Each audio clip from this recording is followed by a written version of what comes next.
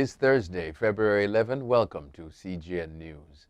Prime Minister of St. Lucia, Alan Chastanet, has responded to concerns that the general election due this year could be postponed by him due to the COVID-19 state of emergency.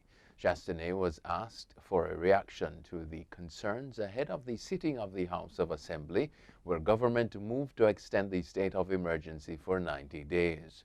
Chastanet says he doesn't have the legal authority to postpone elections, Loop News reported. Legally, the government has until July to call elections, although there is provision for a 3-month extension. He says the extension is an opportunity, but the administration has not explored it at this point.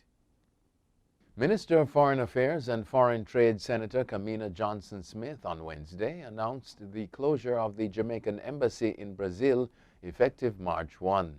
The minister, in a release, said coronavirus-related budgetary constraints has caused the ministry to review its representation overseas. Less than 200 Jamaicans, she said, reside in the countries under the purview of the embassy in Brazil, namely Argentina, Chile, Paraguay, and Uruguay. The minister said arrangements to continue services will be made as they become necessary.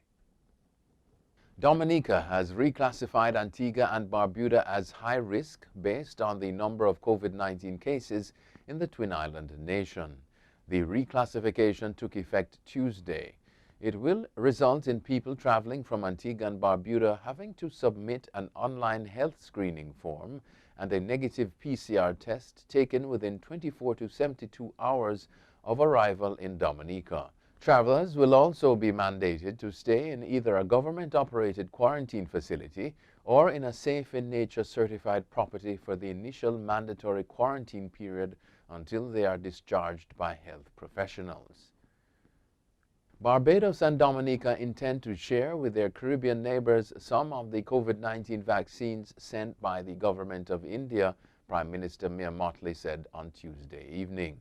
A regional security system aircraft arrived at the Grantley Adams International Airport earlier in the day with a shipment of 100,000 doses of the Indian-manufactured Oxford AstraZeneca, while 70,000 doses were sent to Dominica.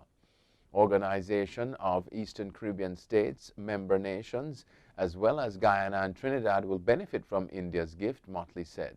She emphasized that collaboration was key in the fight against COVID-19 and acknowledged Dominica's Prime Minister Roosevelt Skerrit for his role in the overall effort.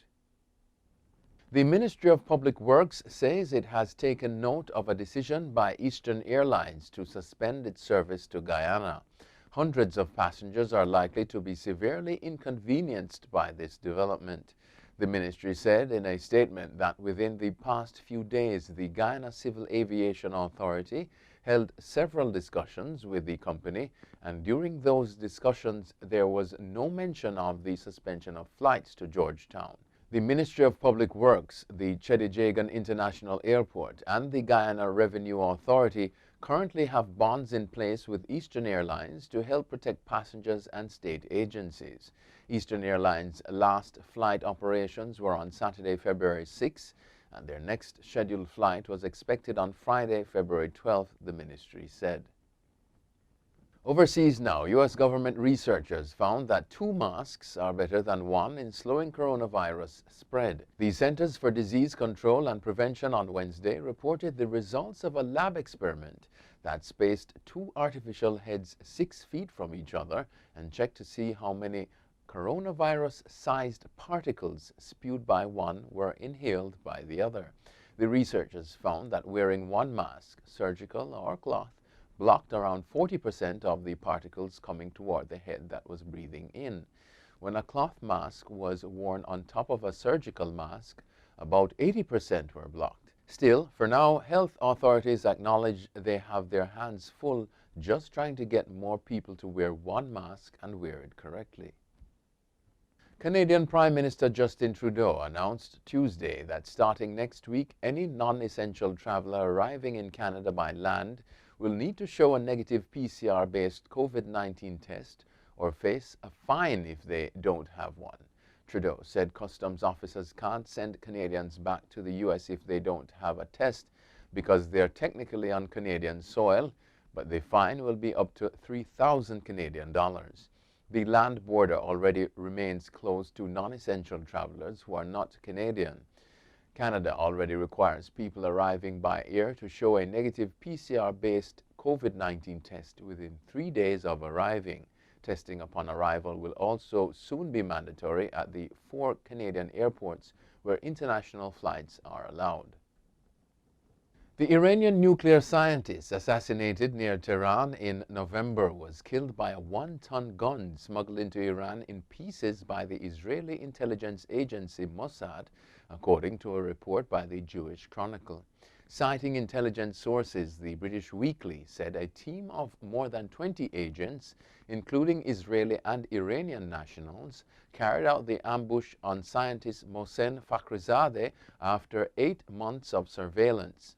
Giving no further details of its sourcing, the world's oldest continuously published Jewish newspaper said Mossad mounted the automated gun on a Nissan pickup truck, and the weapon, operated remotely by agents on the ground as they observed the target, was so heavy because it included a bomb that destroyed the evidence after the killing. It said the attack was carried out by, quote, Israel alone without American involvement, end quote, but that U.S. officials were given some form of notice beforehand.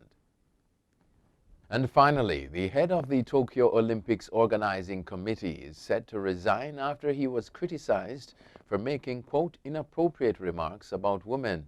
Yoshiro Mori, 83, was quoted as saying women talk too much and that meetings with many female board directors would take a lot of time.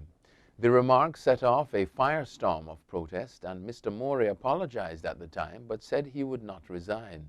However, the pressure on him to step down had been steadily increasing. Mori, a former Japanese prime minister, is expected to formally step down at a special committee meeting on Friday after making the comments last week. Major sponsors had also come forward to criticize the comments, including Toyota, one of the biggest Olympic backers. That's it for CGN News. I'm Scott Wilson. Thanks for watching.